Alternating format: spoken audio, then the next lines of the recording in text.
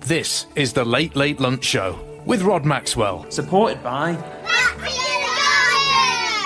Childbird Learning in Nature's Playground. So hi, this is Ken and I'm here in the Printworks in Manchester at the View Cinema, and this is a launch for the Christmas Musical Spectacular, and I've got the man right behind me, Anthony Prophet. Hi Anthony. Thank you so much for being here, Ken, part of a very special launch night tonight, so we're delighted that you're here. We have announced some massive names for Manchester this Christmas. You certainly have. Massive. And I took it as like, how many have you got? Well, the video doesn't stop, does it? It just keeps going. It's the gift that keeps on giving. I mean, it's right. just, the talent is just immeasurable in this project. And it's, you know, right the way up, Michael Ball, Kiala Settle, Lauren Elred, Ben Foster, who's over there getting his picture now, Kerry Ellis, hosted by Ala Jones. We can't forget that. I mean, Mr. Christmas. Yeah. You Alice Fern, Kelly Matheson, who's here, Hugh Maynard, who's here, and Isaac McCullough, who people might know is the current musical director of Mary Poppins, with Cameron McIntosh, is here. It's Manchester too. It's the Manchester Camerata Orchestra, 30-piece orchestra. The vocal ensemble, there's going to be about 40 of them in Cardwell Theatre School, which are based in Altrincham. Yeah, I know. These are all the people we know. I mean, it's just massive, right? That's right. Now then, the dates are? The dates are the 22nd and 23rd of December. 2 nights at the AO Arena, Manchester. Now, this is a show for all the family. This bridges the gap between classical shows and theatre and panto. This is a one-stop shop for your new family tradition. It's going to be amazing. You're going to hear songs from musicals. You're going to hear songs about Christmas.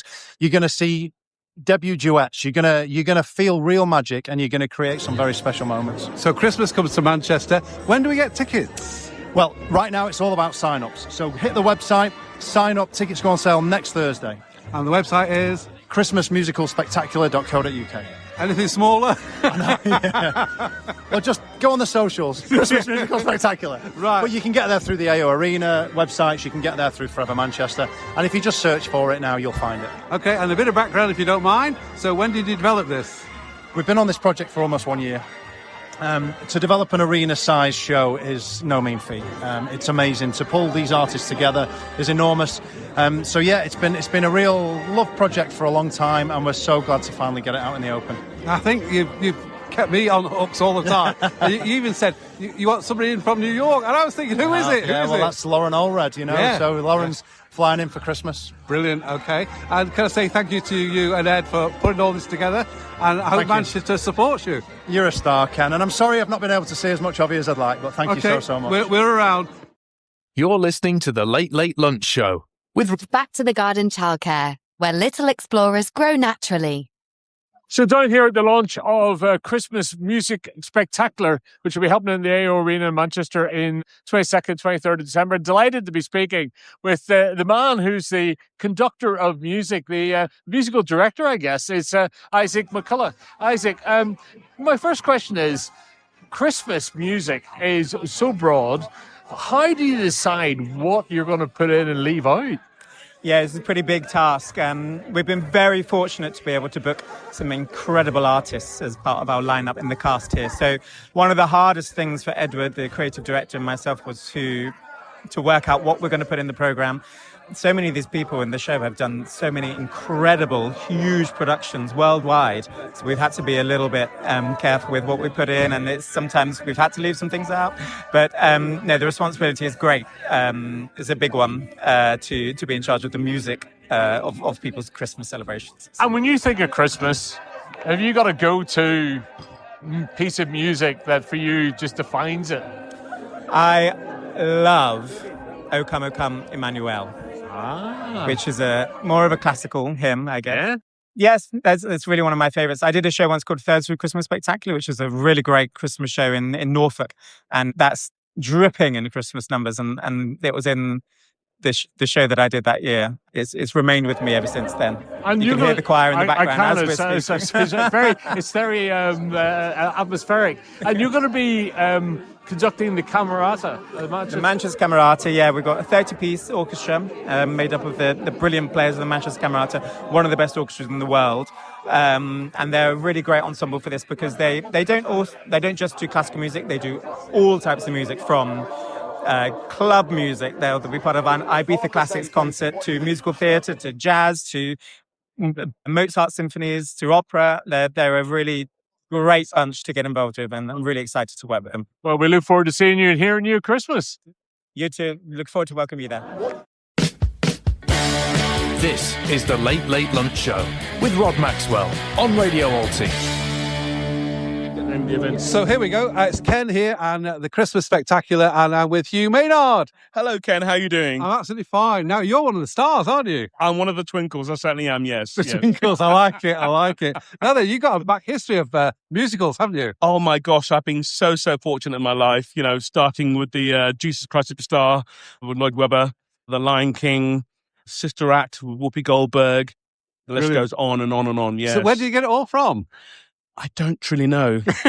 Again. I was raised in care, but I was very fortunate to have a wonderful friend, Megan Rees, and she kept telling me to audition for drama schools. Oh, wow. I was studying at Bath University at the time, but as the years went on, the Latin was far too much for me. Sure. I went to London, I auditioned, and not only did I get into a drama school, I got in with a full 2-year scholarship. Oh, wow. So I guess there was something there that I didn't even know about myself. You had obviously hidden talents. Yeah.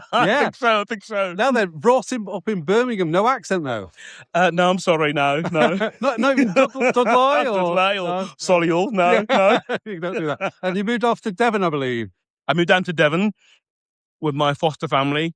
I saw the moors and the sea for the first time. My eyes were open. Yeah. Oh, my goodness. You can Another imagine world. an 8-year-old child being on his grandfather's fishing boat, fishing for mackerel, seeing ponies on Dartmoor. Brilliant. Astounding, truly astounding, And that's where I feel my life began, you know. Yeah, it sounds really good background there. And you moved off to London, did you then? I moved up to London. For fame? I or... guess, for drama school. Right. And it wasn't until the third year at drama school when, I was in my second year, but a third year who was in a play had lost his voice. So they were scouting around the drama school to find someone who could take that third year's place. The production they were doing at the time was Fiddler on the Roof. Oh, wow. And so I had a great friend, David Renstrom, a Russian chap, who taught me my lines in the correct language. Yeah. And I did my audition. I got the role, and I was the only person in that particular year that was asked to leave the college early to be in a West End production. So did Andrew Lloyd Webber come knocking on your door? He certainly did come knocking on my door. What a name, eh? What a name. So how did it go? Hi, Andrew, or hi, sir? Gosh, hi, Sir Andrew. Yeah. And yes. To all the above. Of course. Yeah. I played Simon Zealots, understudied Judas, and at the Lyceum, then on the UK tour. So it was wonderful. That's how I'm now back in Manchester. Yeah. I did the UK tour in Manchester back in the day, 1990 something. Sorry, we'll just nod for that. You That's know. all right. We'll Thank you, say, thank you. Okay. And it was my first time back in the day in Manchester, first time traveling really. And it was just wonderful. Yeah. People were people are so friendly. That's great, isn't know. it? Now, what brought you to this spectacular? Did you get a phone call from Ed or? Well, I have a very good manager, and he called me up and said, I'm interested in X, Y, and Z. And I said, oh, what's that about? I had a quick look at the email, and I said yes straight away. The same Really? day the email came through, I said yes straight away. Yeah. It hooked you. Oh, my goodness, yeah. Okay, so what part are you playing? Do you know what you're doing? I'm not allowed yet. Oh, one of those, is it? Yeah, Right. one of those. He'll be singing anyway. Yeah, he'll be singing. You got that in. There'll be some Saigon, but other than that, I'm not allowed to... Well, that's your claim to fame, Miss Saigon. Truly, Okay. yes. As well as Jesus Christ Superstar, were you? Yes. So you've been around, if I may I've say been so. around and back again, yes. Okay, so what are you looking forward to for doing this in Manchester? Gosh, well, first of all, I'm looking forward to hearing and seeing everyone and the joy on people's faces when music enters their hearts. Yeah. That goes from the orchestra to people backstage, people that aren't even on stage performing, lights, sound, different engineers, Yeah. they're all affected by music, Yeah. Then I get to see my colleagues on stage, and then obviously I'll get to see the audience's face light up. Well, hopefully. This is good because this is the AO Arena. This is pretty big, isn't it? Oh my goodness, we went there earlier on today. It is massive, and I was thinking about seeing the audience's faces. I may have to bring on stage my own torch. binoculars, I would say. What do you reckon? It's several thousands, isn't it? Many thousands. I yet don't know the capacity. Right. And that's something I need to get a hold of Yeah. in my little noggin. And is this the biggest you played? It is so far. Wow. Yes, So it it's is, good yes. for you. They're bringing people from America. I've seen that. And Ben, who we just spoken to as well. Looking forward to meeting up with them as well. It will be amazing, you know, because we're all one big musical theatre family. Yeah. And you get around, don't you? Oh, yes, we do. Okay. Well, look forward to seeing you. And thank you for your interview. Pleasure, Ken. Thank you. All right. Thank Thank you. Cheers. Something magical is coming, and Manchester at Christmas will never be the same. It's the Christmas Musical Spectacular, the Christmas Musical Spectacular. Michael Ball, Kiala Settle, Lauren Allard, Ben Forster, Ali Jones, and many more. The biggest musical anthems and Christmas classics. It's the Christmas Musical Spectacular. So I'm here with Kelly Matheson, who'll be performing at the Christmas Musical Spectacular on the 22nd, 23rd of December. Now, you're a Glaswegian. I am very much so. Welcome to Manchester. Thank you so much. I'm so happy to be here. Now, can I ask you, what does Christmas mean to you musically? Oh, Christmas means everything to me musically. I think, I grew up in the west coast of Scotland singing a lot of the Christmas songs, whether it was in church or at school. And I think Christmas songs just bring me so much joy. I absolutely adore Christmas. I just feel like musically it brings people together. It's songs that you remember from your childhood or that your parents introduced you to. I'm never into the new Christmas songs. I'm always into the much older ones. The classics. The classics. Every Christmas I'm very sad. On the 1st of December, I decide what the first Christmas song is that I'm going to listen to on the 1st of December. It's normally Fairy Tale of New York all the time. Yeah. But yeah, I mean, singing Christmas music and musicals in general, I just think brings people together. It's such a special time of the year. So this is it's a big event, and it's going to be star-studded. I mean, there's some fantastic art. So yes. What are you going to bring to it? What are you hoping to be performing, or what have you got in your mind? Well, right now I know I'm going to be singing something I'm very well known for, which may be the musical Phantom of the Opera. And apart from that, it's going to be very classical musicals and Christmas songs. I'm actually not aware of what I'm singing just yet. It's a surprise to me as well. But I'm very much looking forward to discovering what I'm going to be singing. I mean, I'm singing alongside some of my friends that are also my idols and people that I admire so much, no matter how high you get up in your career, there's nothing wrong with admiring people and idolizing them still, even if within the same level. It's incredible. And were you in the AO today at all? Yes, I went to see the AO today, and I used some very polite language as I walked into the arena. I couldn't believe the size of it. This is I think going to be one of the biggest venues I've sung in within a concert. Yeah. And yeah, I'm very, very excited about doing it. Well, I think the lovely thing about Christmas is that people are generally in a good mood anyway. Your job is just to take them to that next level. Oh. But they're almost there, really, aren't they? Well, yeah, the concert is so close to Christmas, 1 or 2 days before Christmas Eve, where we're at our jolliest. And I think that Christmas music just brings a whole other level to it. So I think this concert is just going to bring a whole other level of togetherness and Christmas spirit, and just, hopefully bring people some joy. I understand Christmas can sometimes be a hard time for people. Sometimes it's also for me as I've got older and I've lost people and I'm losing people. I think Christmas really just brings a little sparkle no matter how you celebrate it, whether it's religiously or just within a kind of enjoyment. I think it's a very special time, and music brings people together regardless. And as you get older, it is about the togetherness, isn't it? Absolutely. I will forever say, if I get offered contracts over Christmas, I say no. On Christmas Day, I will never leave my family around that time. It's too important to me, to be surrounded by the best people. Welcome to Manchester. Thank you so much. We look forward to hearing from you at the Christmas Spectacular. Thank you. I'm very excited to be there. Thank you. Hi, this is Ken, and here we are, the Christmas Musical Spectacular launch. This is going to be held at the AO Arena in Manchester, 22 and 23 December. And one of the stars is Ben Foster. Oh, hello there. It's very nice to hear you chatting to you, Ken. Yes, so I'm one of the singers, and, I've also played the AO Arena before, many years ago. Oh, you have? Jesus Christ Superstar, yeah.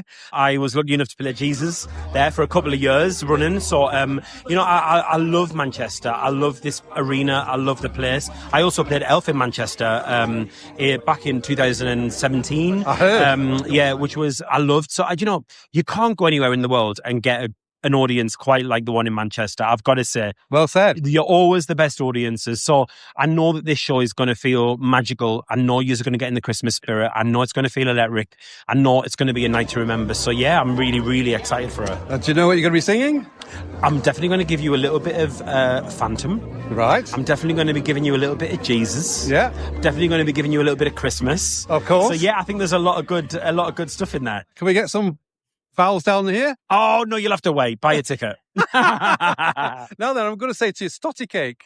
Oh, I love a stotty Yeah. cake. Oh, God. There's nothing really much better in life than a stotty cake with a bit of Lurpak. Oh, is that right? Is that how it works? Yeah. And so which part of the northeast are you from? Sunderland originally. Oh, okay, because Yeah. you can't say the N-word, can we? Well, you can to me. Yeah. I love Newcastle. I love everyone that's local. I love all the north. Actually, I love all the UK. Let's right. not be honest. But, I do love it up north. I live back up north now, again in Cumbria, and the north feels like home. Northern people feel like my people. So, yeah, being in Manchester for this is great. Can I say welcome back to Manchester? Thank you. And I think we're all looking forward to seeing you on the Spectacular at Christmas. Thank you very much, Ken. Thanks, nice Ben. to meet you. Cheers. See you later. This is the Late Late Lunch Show with Rod Maxwell on Radio Alti. So speaking with Will Hearn, who as production director, you've got quite a big job on your hands pulling this off. It's definitely a task. So, I mean, the stage is big. The arena is big. There's multiple different stars. There's multiple different musical combinations, etc. Yeah. And I guess your job is to make all that happen on the night. Get everyone there, make sure it works, make sure lights are in the roof, PA's in the air, and that it happens. And that's kind of done with a team of 120 people around me that support those artists, support the orchestra, support the choir, and make sure that 13,000 people every night have the best experience ever. Now, you've got some form on this because you're involved in the Britfest. Yeah. That's multi-staged, although you've got one big main stage. Correct. But can I ask, where do you learn this stuff? Is it basically on the job, if you like? You fall into it. So I was a sound engineer for the best part of 10 years. And then I had to choose a path to go down. And I had some very influential other great production directors pull me into production. And they said, we'll show you how it works. Leave audio behind. And I did that. And that, like, the first gig that I did as a production manager was the Britfest. When I started with the lads, when it was an idea and we made it a reality, and a lot of learning on the job and just making the right decision and being nice, being personable and objective. But so many facets of pulling off something like the Britfest or this Christmas Spectacular, because you've got the sound, you've got the lights, you've got the video. And that's just for starters. You've got people moving on and off stage. You've got to think about all those logistics and get it right. Yeah. How long do you get in the AO to set up? So the AO will be in there at 6 o'clock in the morning on the 22nd of December. Setting up, getting the rigging in. And again, I have an amazing team of people that work alongside me. They don't work for me, they work with me, and they're amazing. So they come in 6 o'clock in the morning, 12 trucks on the dock. We get local crew involved. We have probably 100 people that make up the local crew from the local venue. We have 100 people of our own, and they get that show and they get it up and running, ready for a band to walk on stage, the orchestra to be ready, all for people sat in their seats at 6:30 in the evening. I mean, it's how big is the spreadsheet that you use to plan this thing? Quite big. I can imagine. Very big.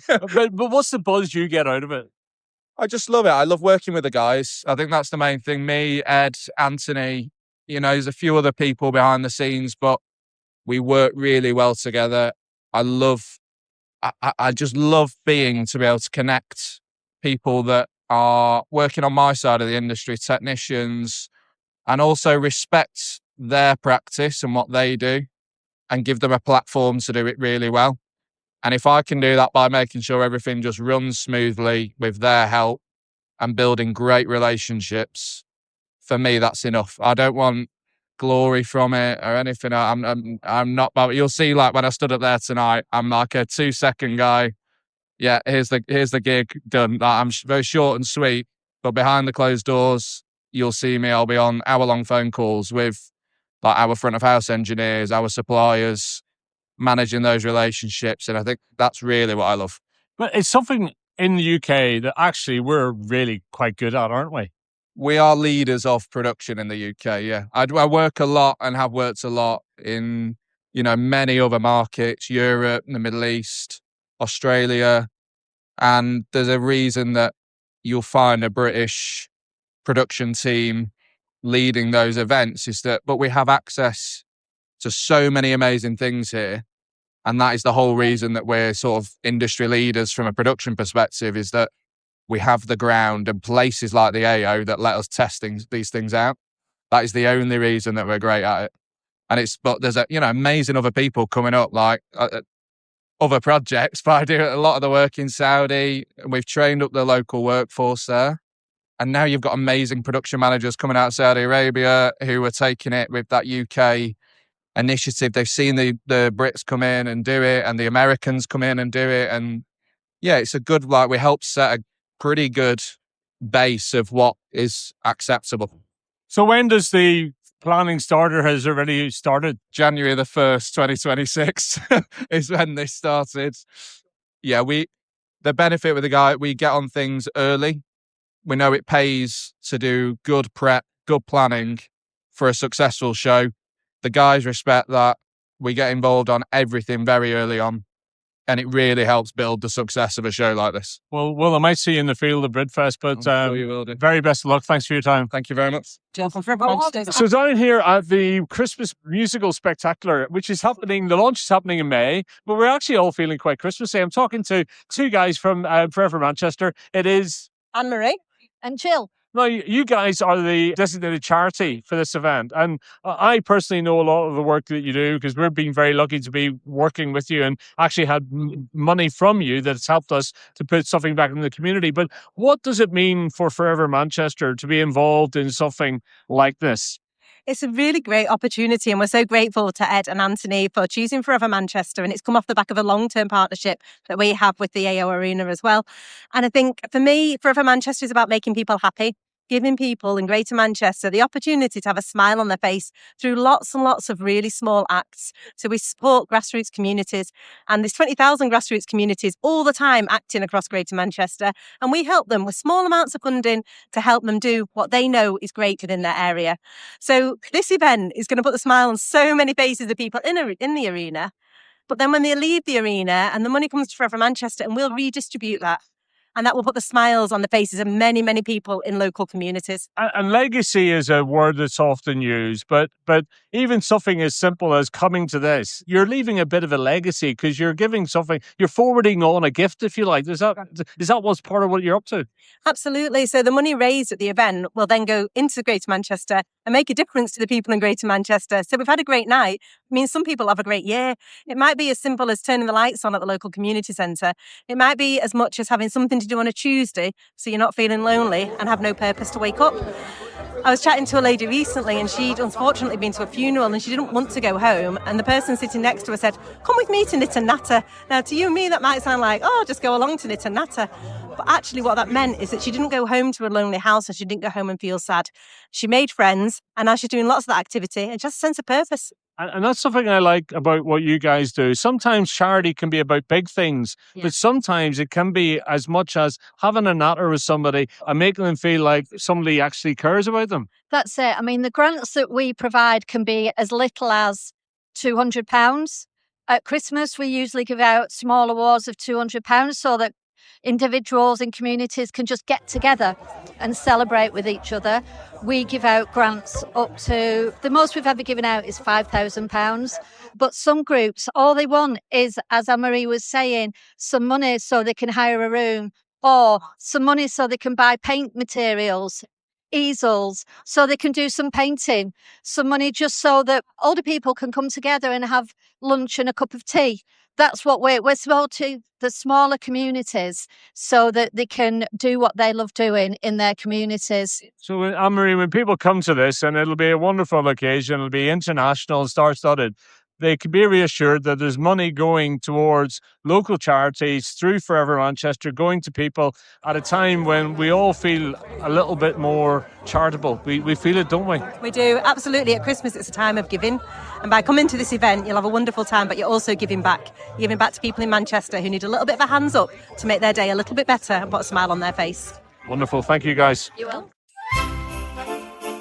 Something magical is coming, and Manchester at Christmas will never be the same. It's the Christmas Musical Spectacular, the Christmas Musical Spectacular. Michael Ball, Kiala Settle, Lauren Allard, Ben Forster, Ali Jones, and many more. The biggest musical anthems and Christmas classics. It's the Christmas Musical Spectacular. You're listening to The Late Late Lunch Show with Back to the Garden Childcare, where little explorers grow naturally. So here at the launch of the Christmas Spectacular, I bumped into a very familiar face to many people. It's the Doctor from Doctor and the Medics. How are you? Especially to people from Radio Alti, although I used to get it wrong. It is Alti, isn't it? It is. It is Alti. I used to call it Alti, and I've been told off many, many times. Here, and what a wonderful event! What a wonderful event! Well, you're no stranger to performance. This looks like it's going to be quite an event, doesn't it? Well, I've got to tell you, people, when I was here, people saw me and said, "You're at the wrong event, aren't you?" And I said, "No, not at all." Edward and Anthony, they don't do things by halves. And the thing I really like, it's live performance. And I don't care if it's a bloke down the pub playing the accordion. I don't care if it's a busker. I don't care if it's the biggest big. I think every live performance is worthy. And when I saw what they've done, I just thought, wow. I mean, a 30-piece orchestra, that's taking on a big thing. And the production looks it's special. So I'm just thinking like, wow, they've done it again. And I think everyone who doesn't know what it is, check it out. And if you want a feel-good night, this is the one to come to. No, let's talk about Christmas, because my memory's terrible, but I don't think you've ever had a Christmas hit, or have you? No, we never did. We never did. We've put out a few things at Christmas, but no, we've never had a hit. But actually, Ed did say to me, he said, "Spirit in the Sky, is that a Christmas song?" I said, It could be. Some people think it is, yeah. Well, you write a good song for Christmas. It's the gift that keeps on giving, isn't it? It is. Well, I was very good friends with Roy Wood for many years, and he said, "The worst thing is people think every Christmas I make loads of money." He said, "But I don't, because they don't release it anymore." So poor guy, yeah, he did. But there we are. I love Roy to bits. You're going to be back in the summer for the Britfest, and of course it's getting bigger and bigger every year. It's a lovely festival, isn't it? We certainly are, and I'm going to be there every day myself. The band's going to be playing one of the days. It's a great festival, but there's certain events, certain festivals that you play in your career that you suddenly realise have that little bit extra, that little bit, whether it's the combination between the crowd and the event and the bands, I don't know what it is, but there's an energy there that's quite supreme, and it is quite wonderful, yeah. So absolutely looking forward to it. I'm going to ask you one last thing, right? Is there one Christmas song that you would cover or reminds you of Christmas as your go-to song? There is one, and we did cover it, and it is available. I think someone put it on Spotify, and we did a live version of it, which is "Merry Christmas" by Slade. We used to do it, which I think, for a man with my voice, trying to sing "Merry Christmas" by Noddy Holder was very brave. it's up to everyone if they want to hear it, whether they think it worked or not. But it was, with the only Christmas song we ever played live was Merry Christmas by Slade. Well, Doctor, we'll see you in the fields in July. Looking forward to it. This is the Late Late Lunch Show with Back to the Garden Childcare, where little explorers grow naturally.